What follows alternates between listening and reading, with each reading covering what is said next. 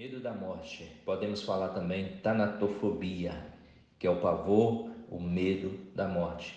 Hebreus capítulo 2, versículo 15 diz: E livraste todos que, pelo pavor da morte, estavam sujeitos à escravidão por toda a vida.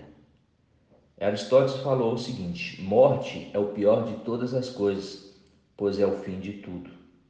Na verdade, a morte ela tem trazido medo, tem trazido pavor, tem trazido angústia às pessoas. E muitos até morrem com medo da morte. É meio irônico, mas é verdade. Muitas pessoas provocam a própria morte, como já houve casos que nós vemos na televisão, pessoas que morreram tomando medicações que não deviam, se intoxicaram com medo da morte, porque o coronavírus tem apavorado muitas pessoas e, na verdade, tem matado muitas pessoas. Nós vemos que uma estatística que fala que 160 mil pessoas morrem por dia e 59 milhões de pessoas por ano. E isso antes do coronavírus. Hoje, certamente, essa média de pessoas aumentou. Os homens, às vezes, procuram meios para ter eternidade. Nós vemos nos filmes, por exemplo, as pessoas procurando um cálice ou elixir da vida eterna. Outros mostram a fonte da juventude. No jardim do Éden tinha duas árvores que o Senhor falou que uma era a árvore da vida, que produzia um fruto, que quem comesse viveria eternamente. E o outro era a árvore do conhecimento do bem e do mal, que produzia um fruto que quem comesse morreria. Adão e Eva tinham a opção de comer de qualquer um dos frutos, mas eles foram induzidos pela serpente e comeram do fruto da morte, da árvore do conhecimento do bem e do mal. E eles morreram. Eles não morreram imediatamente, mas a morte passou a existir para eles, porque até então eles tinham eternidade, não morreriam. Mas quando eles comeram, o Senhor tinha dito: oh, se comer, certamente morrereis. Talvez eles pensassem que morreria imediatamente, mas essa morte ela passou para eles. E quando passou para eles, passou também para todos os homens. Romanos capítulo 5, versículo 12, diz que por um homem entrou o pecado no mundo, e pelo pecado a morte, e a morte passou a todos os homens, por isso todos pecaram. Muitas pessoas duvidam da vida após a morte. Outros acham que se morrer acabou tudo. E outros ainda acham que se a pessoa morrer pode reencarnar. O corpo dele pode voltar e reencarnar em um animal, em outra coisa. Mas e você? O que você acha diante da morte? Quais os seus medos? Quais as suas dúvidas? Geralmente os medos vêm por alguns fatos, por alguns motivos. Primeiro, às vezes a pessoa tem o medo do desconhecido, aquilo que as pessoas não sabem, que não conhecem, eles têm medo. Muitos têm medo de, às vezes, de andar de avião porque não sabem como é que é, né? E quando andam, às vezes, eles pegam medo e acham até bom depois. Mas pelo fato de não ter conhecimento de como seria, como é, as pessoas têm medo. Em Salmos 89, versículo 48, fala que todos vão passar pela morte. Quem não passará pela morte? Todos passarão pela morte. Então a morte é algo real, que todos vão passar. E é algo desconhecido. E esse desconhecido é algo que traz insegurança. Não sabemos como vai ser, não sabemos o que vamos encontrar, por mais que a Bíblia relata algumas coisas sobre o depois da morte, muitas coisas desconhecemos e isso acaba trazendo medo para muitas pessoas, porque quem morre não volta para falar como é que é lá.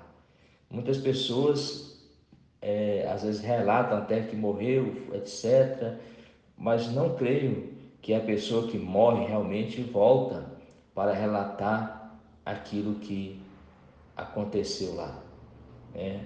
E por mais que isso acontecesse, igual aconteceu no caso quando Jesus ressuscitou Lázaro e algumas outras pessoas, certamente essas pessoas não iam falar porque elas seriam proibidas, porque a morte é algo, né, que traz defesa para as pessoas, o medo da morte.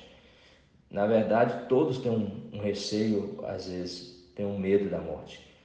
E esse medo traz sobrevivência, porque você já pensou, se ninguém tivesse medo da morte, o que aconteceria?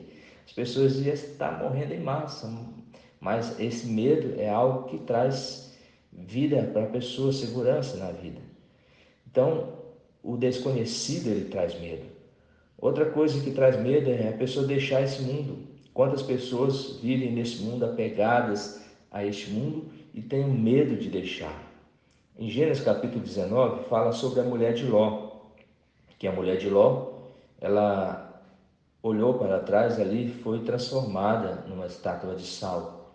Quando o anjo do Senhor tinha falado para Ló que ia destruir aquela cidade, Sodoma e Gomorra, e que Ló e sua família saíssem da cidade e não poderia olhar para trás. Esta era a ordem. E quando eles estavam saindo, a mulher de Ló olhou para trás e foi transformada naquela estátua de sal que todos conhecem a história.